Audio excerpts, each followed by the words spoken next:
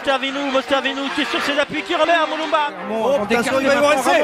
Il va y avoir essai. Colby a 2 contre 1, magnifiquement joué pour le premier essai du match de Yoann Huget. Regardez, attaque de Thibaut Pinot. Yann Potticher pour frapper ce coup franc.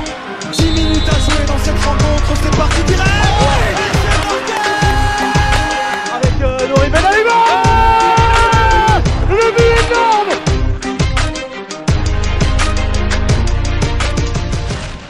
Bonjour à tous, de la feuille de match Club Toulouse est toujours en vidéo pendant le confinement. On n'est toujours pas sur Radio Occitania. Ça nous tarde un peu de retrouver le studio. Ça nous manque. Ouais, ça nous manque. J'ai envie d'avoir un micro dans la main là. Tu peux faire comme ça. Je sais pas si ça rend quelque chose niveau esthétique. Sinon, on va demander il y a Alexandre de Radio Occitania qui continue pendant le confinement. On va lui demander s'il peut nous envoyer les micros de Radio Occitania. Faut qu'il les livre par drone, par contre, parce que sinon ça va pas marcher. Ce qu'on a vu pour son émission, là, cette nouvelle émission Radio Maison, il allait quand même faire une petite razzia studio pour piquer les 2-3. Ouais, il s'est organisé. Hein. Nous aussi, on s'organise puisqu'on continue les émissions même à distance. Puisque là, à vue de nez, on va dire, il y a bien 150 km qui nous séparent, mais on est quand même dans un certain raccord niveau vestimentaire. Hein. La couleur est presque la même, donc ça va. Le fond, pareil, il dépayse un peu. Là, on peut voir un aquarium et une compagne juste derrière. Donc voilà, c'est un décor particulier. C'est sûr, c'est pas la radio, mais c'est quand même bien. On est chez soi, quoi. On est chez soi, c'est plus cosy. Voilà, on est bien sûr, pour être raccord, on est aussi en pyjama tous les deux en dessous de la caméra. Ouais, bien sûr, ça se voit pas, mais je crois qu'elles sont là. Et en tongue, bien sûr. Voilà. Tu as... Attends, je vais couper parce que j'ai bugué. Un programme chargé de nouveau pour cette émission, puisque pour la première fois, nous aurons une joueuse encore en activité, puisqu'on a déjà eu Romain Frédéric et Di Martin pour les Belugas, mais pour eux, la saison a été terminée déjà. On a eu Bastien de la page 100% volleyball français. Lui, c'était plutôt le côté journaliste pour nous faire un état des lieux des jeux, des championnats français et européens. Mais là, on va parler concret puisque c'est une joueuse qui a été touchée de plein fouet par les annulations puisqu'elle a pris ça pendant un déplacement. Il s'agit de Marine Moulumba, la joueuse du Toulouse Métropole Basket, donc le club phare du basket féminin toulousain, qui évolue en seconde division et qui ont clairement, depuis des années, l'objectif de remonter en première division chez les pros. C'est ça. Alors, tu dis joueuse en activité, du coup, non, elle est pas. Là, c'est un petit peu compliqué d'être en activité, mais téléactivité. Mais ouais, c'est ça. Le télétravail, malheureusement, en sport, ça n'existe pas trop.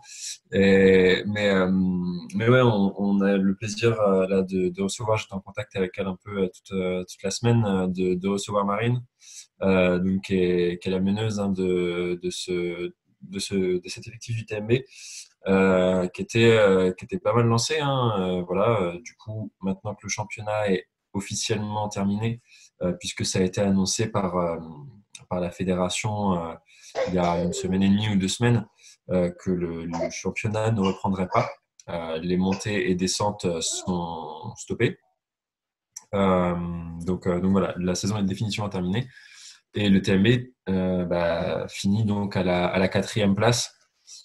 Ce qui était peut-être un tout petit peu en deçà des objectifs affichés, mais quand même dans la première partie des playoffs. Donc ça reste quand même une satisfaction. Globalement, je pense que la saison est plutôt bonne. Après, on verra avec elle. C'est toujours compliqué de parler de satisfaction quand on voit un championnat qui ne va pas à son terme. Mais bon, après, voilà, oui, sur le bilan comptable, oui, on est quand même dans le top 4 et pas si loin non plus du premier. Donc, voilà, c'est ça, pas si loin des objectifs. Et puis, il ne faut pas oublier que sur les matchs qui restaient, il y en avait une majorité qui était à la maison. Donc, voilà, ça remet aussi un peu le bilan. Voilà, c'est un bilan qui est contrasté parce que incomplet. Donc en fait, c'est difficile aussi de juger cette place, quoi. Bien, on va en parler justement avec elle juste après ce petit jingle.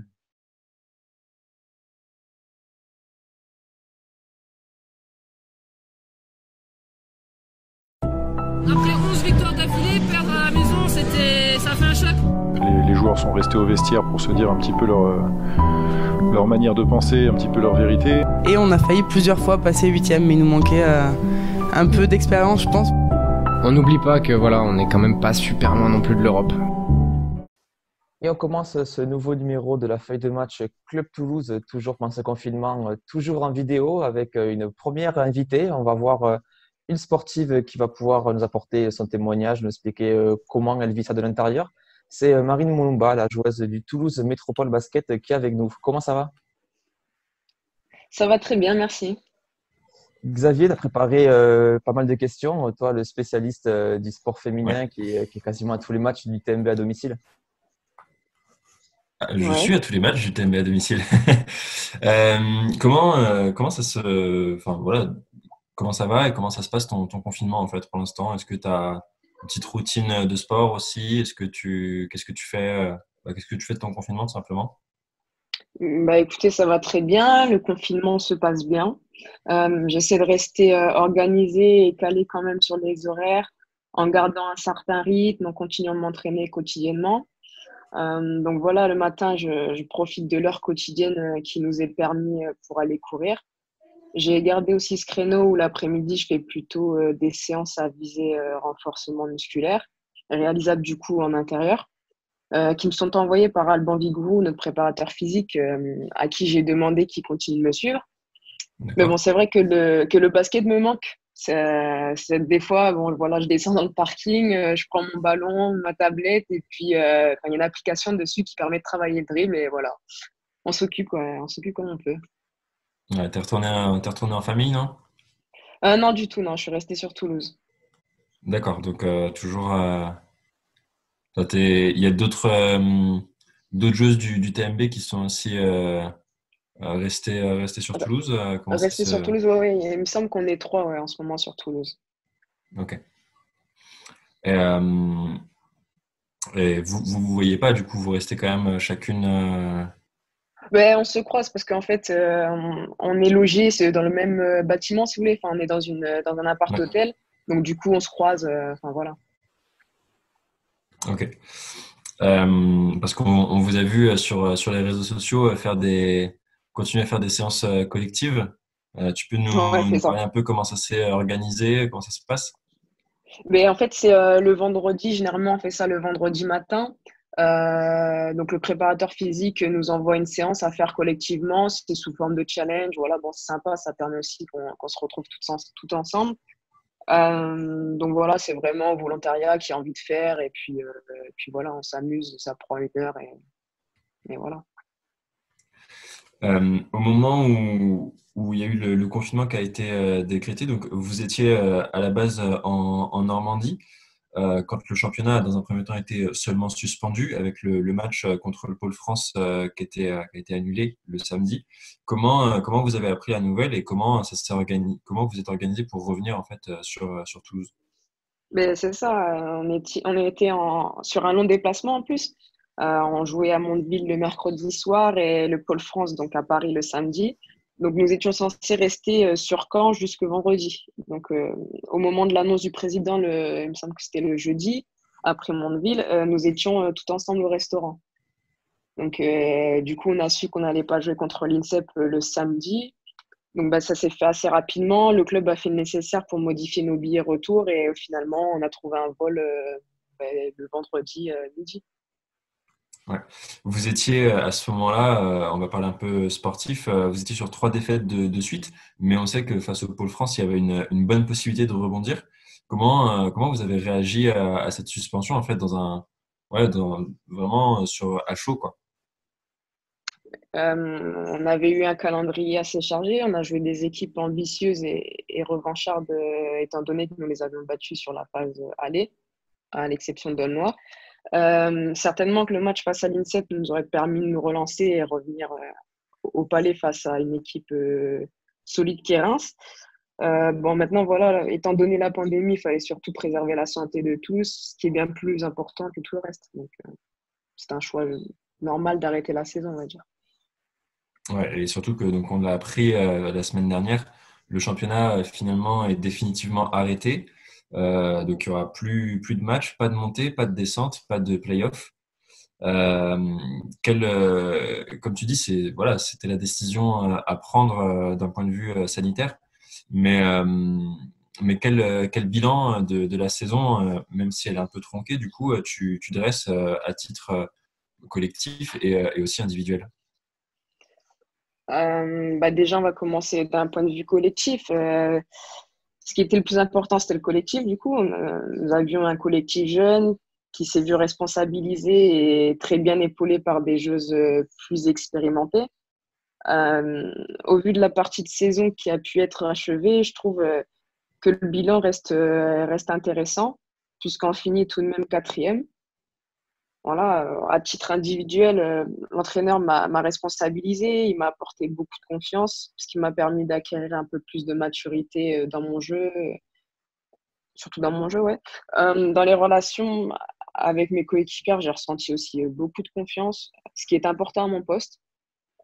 Et dans ces conditions, on ne peut que s'épanouir. Ouais, c'est vrai que vous étiez sur un groupe resserré de 8 joueuses. Comme tu dis, c'était l'équipe avec la moyenne d'âge la plus basse du championnat, si on exclut évidemment l'INSEP. Et ton temps de jeu à toi, il a quoi par rapport à la saison dernière, il a doublé ou triplé, je crois. Oui, c'est ça. On était peut-être une des équipes les plus jeunes en termes de moyenne d'âge. Après, en ce qui concerne mon temps de jeu, je pense que c'est un peu le cas pour toutes les filles. On avait un effectif de 8 joueuses, donc forcément, il y allait avoir de la rotation et beaucoup plus de temps de jeu pour chacune d'entre nous. Et voilà, ça a pu être bénéfique pour chacune d'entre nous.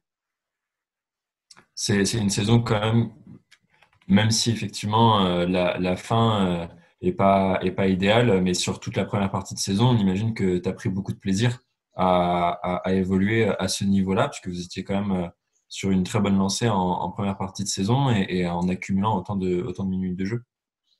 Oui, c'est ça, c'était beaucoup de plaisir, d'autant plus que le groupe vivait bien aussi, donc ça aide aussi à se libérer sur le terrain, aussi en dehors du terrain. Donc, c'est plein de petites choses qui ont fait que c'était malgré tout une belle partie de saison.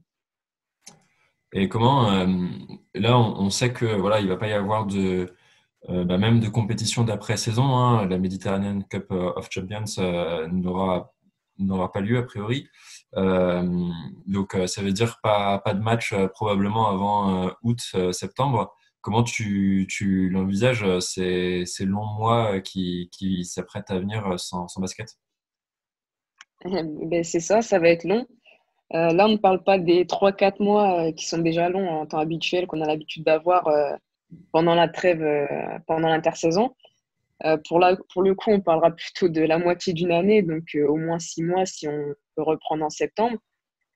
Mais bon, voilà, il faut le prendre autrement. Il y a d'abord une crise à passer et ensuite on prendra le temps pour revenir travailler sur les terrains. Ouais. C'est une situation que tu n'as jamais connue, toi, 6 mois complets sans jouer. Je veux dire, Non, hors blessure, de toute façon, ça arrive jamais, quoi. oui, voilà, non, c'est impensable, non. Et d'un point de vue, voilà, est-ce que d'un point de vue athlétique, d'un point de vue du jeu, il y a des inquiétudes, des questions qui ont été posées? Est-ce que, voilà, tu parlais d'Alban qui continue à te suivre. Il y a vraiment des choses spécifiques par rapport à d'habitude qui se mettent en place? Comment? Mais on va continuer, oui, à travailler individuellement sur des programmes physiques, cardio, quand on a la possibilité d'aller courir ou même faire du vélo d'appartement. Maintenant, voilà, bon, c'est une chose, on pourra continuer de travailler physiquement, mais ce sera surtout la compétition. Revenir rapidement à la compétition, parce que 6 mois sans jouer, sans avoir d'opposition, on est quand même dans un sport où on a besoin d'adversaires pour performer, donc ça sera encore autre chose. Ouais. Bon, après, évidemment, l'avantage de la situation, c'est que tout le monde sera à égalité et toutes les équipes auront passé 6 Ouais, mois, 6 mois sans jouer. Ouais. Il y a, au-delà de la situation sanitaire, il y a une situation qui peut être peut-être difficile aussi pour le club. Alors, on va pas parler de chiffres exacts, mais on imagine que vous avez été mise, comme beaucoup d'autres sportifs et sportives, en chômage partiel. Il va y avoir un manque à gagner aussi pour le club, parce que qui dit arrêt de la saison dit plus de matchs à domicile, donc plus de vente de billets. Est-ce que c'est quelque chose dont le club a discuté avec vous? Il y a eu des questions sur les contrats, il y a eu par rapport aux deux joueuses américaines, par exemple, comment ça s'est un peu passé? Pour le moment, je n'ai pas vraiment d'informations à ce sujet sur tout ce qui est situation de contrat. Je sais que les Américaines sont retournées dans leur pays, enfin aux États-Unis, puisque la situation se compliquait. Là-bas aussi, il allait y avoir un début de confinement, donc il valait mieux ne pas prendre le risque et qu'elle rentre rapidement. Maintenant, cette année, le championnat il ne sera pas abouti, il n'y aura pas de play-off. C'est inédit, mais on est dans une situation qui est elle-même inédite. Donc voilà, il faudra s'adapter. L'après-pandémie sera dure. Pour les clubs, oui, certainement. Mais je pense que ce sera le cas dans tous les autres domaines, hein, au-delà du sportif. Bien sûr. Voilà. Vincent, je ne sais pas si tu as des questions à rajouter. Oui, j'avais une question. Justement, on sait que l'ambition à court ou moyen terme pour le club, c'est quand même de monter en première division, se frotter à l'élite.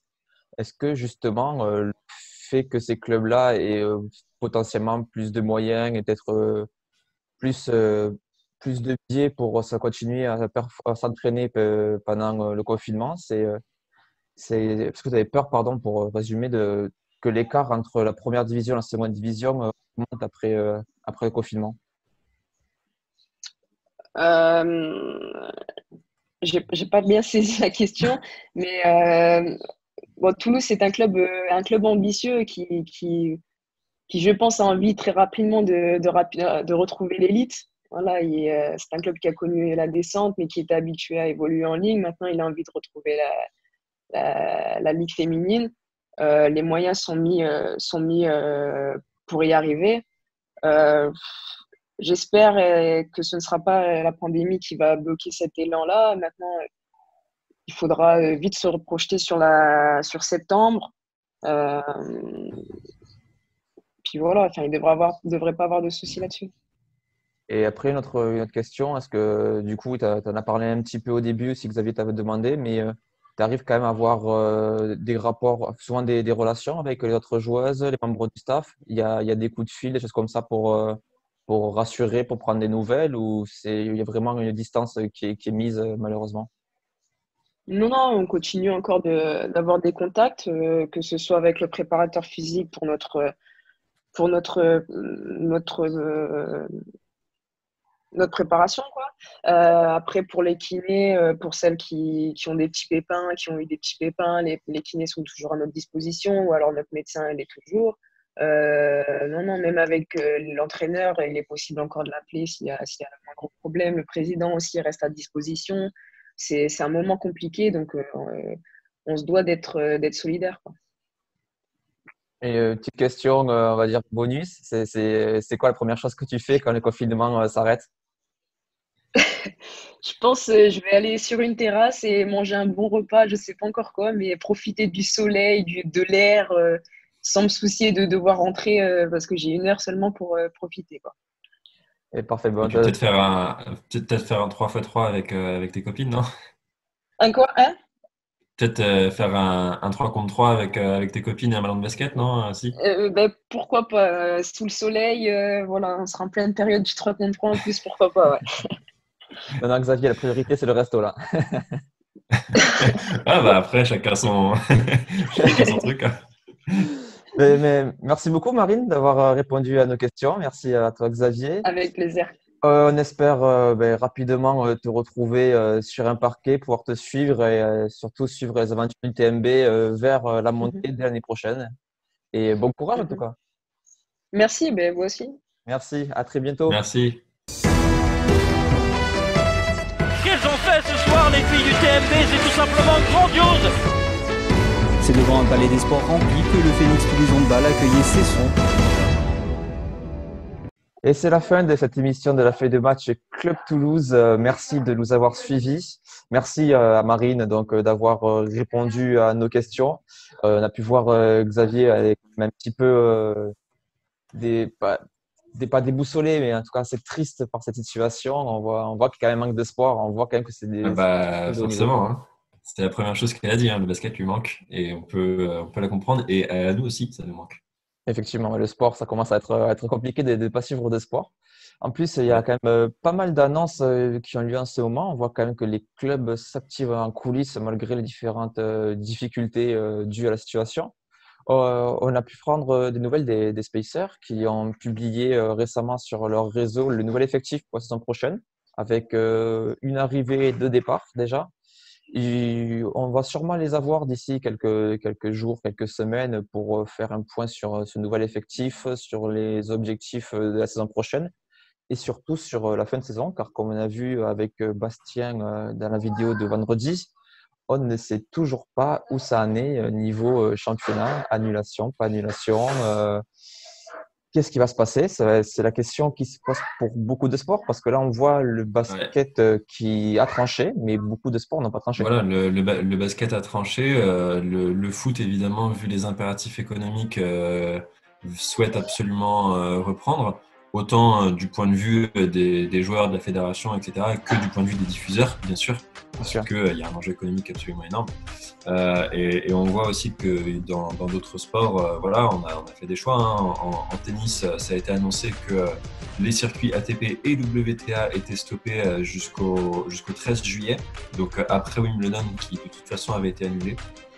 Donc voilà, c'est triste. Je pense qu'en vélo, c'est à peu près pareil. Hein. C'est ça.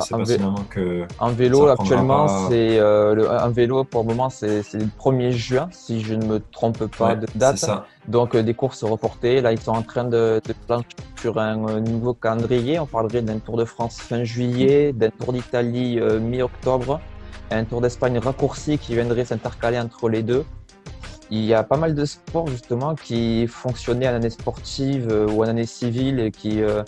justement pour penser pourquoi pas modifier leur calendrier, car maintenant en cyclisme, vu avec les nouvelles destinations, on peut très bien courir en octobre, novembre sans forcément de complications. Des fois, honnêtement, quand on voit le Tour d'Italie, les conditions qu'on a eues, on se dit qu'en novembre, ça pourrait pas être pire, par exemple.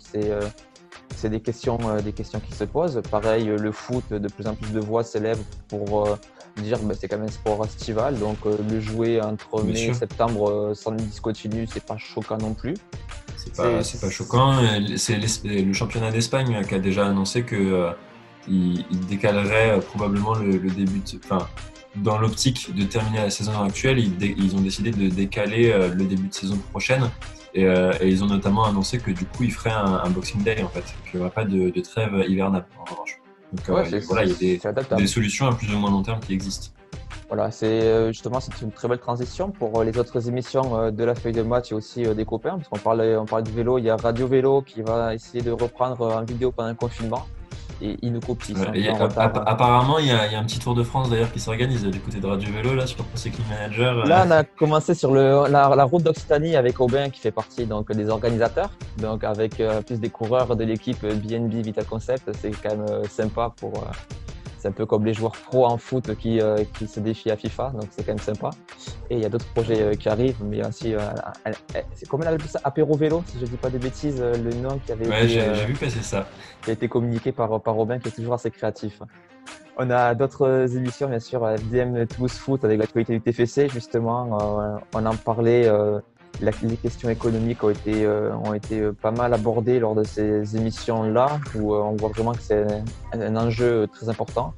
Et aussi la première de la FDM Rugby qui a eu lieu ce dimanche, avec ce week-end, avec là aussi pas mal de thèmes sur les contrats, les transferts, les subventions, on va dire, tout ce qui est sponsoring et droits télé, qui sont vraiment le nerf de la guerre dans ces temps-là. Donc merci à tous d'avoir suivi, merci à toi Xavier d'avoir préparé cette émission. On se retrouve très rapidement, toujours en forme, toujours à faire du sport sur ton balcon pour la prochaine émission. En attendant, abonnez-vous juste ici. Bonne fin de journée à tous. Ciao.